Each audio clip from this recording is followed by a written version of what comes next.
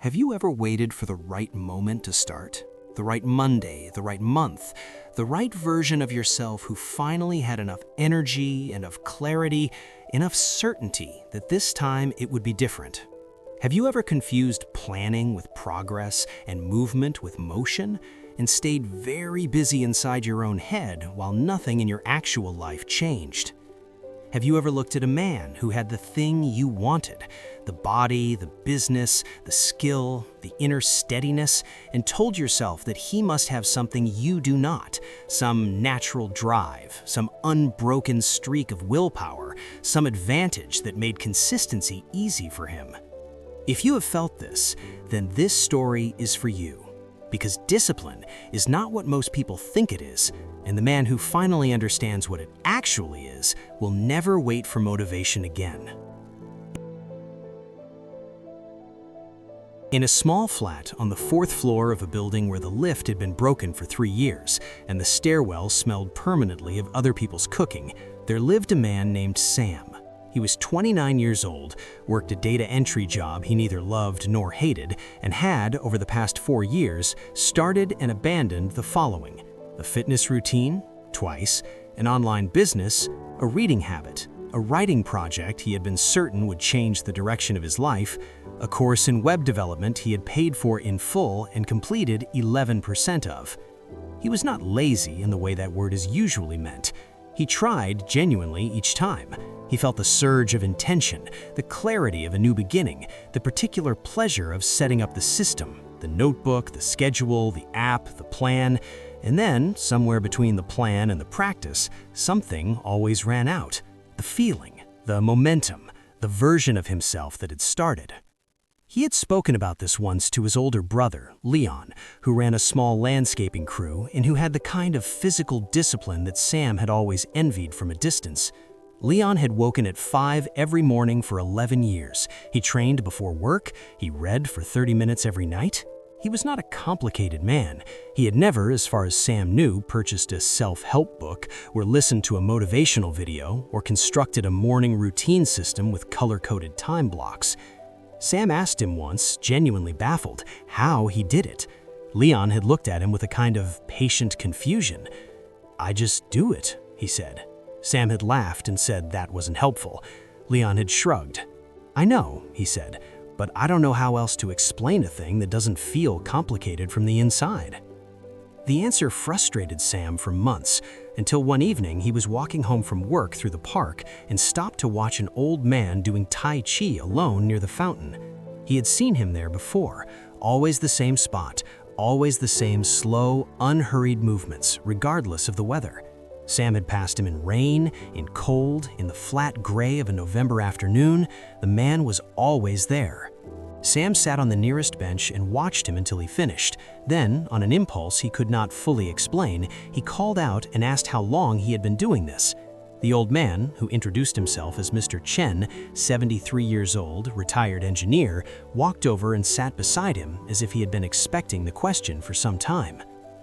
Sam explained his problem, the starts and stops, the lost momentum, the feeling that ran out before the habit could form. Mr. Chen listened in the way that elderly people who have earned their patience listen, without hurry, without the urge to fix before he had fully understood.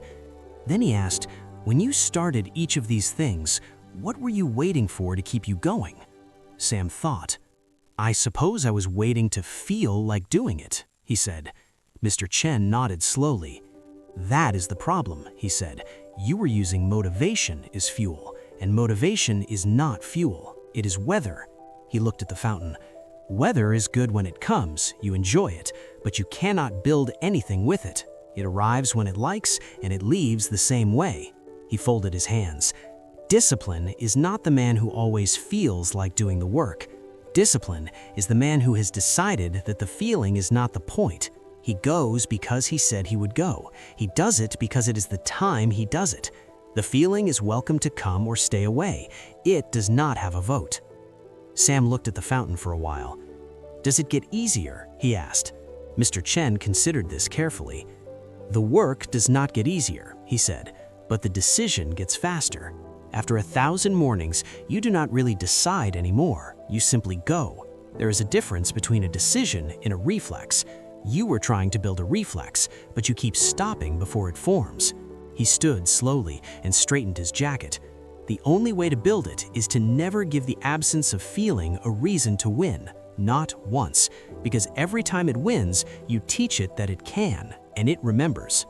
He walked back toward the fountain. Then, without turning, he said, "Start with something so small it cannot lose. 5 minutes, 1 page, 10 steps, so small that the feeling becomes irrelevant, and then keep that promise to yourself every day, without exception, not because you feel it, because you said you would." Sam went home and opened the web development course. He did not do a full lesson. He did 15 minutes, exactly as much as he had told himself he would do, and he stopped on time, even though for the first time he had wanted to continue. He stopped on time on purpose because Mr. Chen had taught him something important. Finishing when you said you would finish is just as important as starting. It teaches your mind that you are a person who keeps the terms of his own agreements, and a man who keeps his word to himself will eventually become a man who needs no other motivation. He did not transform overnight. His flat was the same flat, his job was the same job, but over the following months, something in him became quieter and more certain. The way a path becomes clearer not because the ground changes, but because enough people have walked it that the route is no longer in question. He finished the course. He did not wait to feel proud. He simply moved to what was next. So, my friend, ask yourself this. What have you been waiting to feel before you begin? What have you been calling patience that is actually just hesitation with a better name? Here's the truth about discipline that no one puts in the highlight reel. It is not fire. It is not passion. It is not the surge you feel on a Sunday evening when you've decided again that tomorrow you will change. It is something much quieter than that. It is a man who made a promise to himself and kept it, not because the day was right or the feeling was strong, but simply because he is the kind of man who does what he said he would do. That kind of man is not born, he is built, one kept promise at a time. The feeling is welcome to come along, but it is not in charge. You are.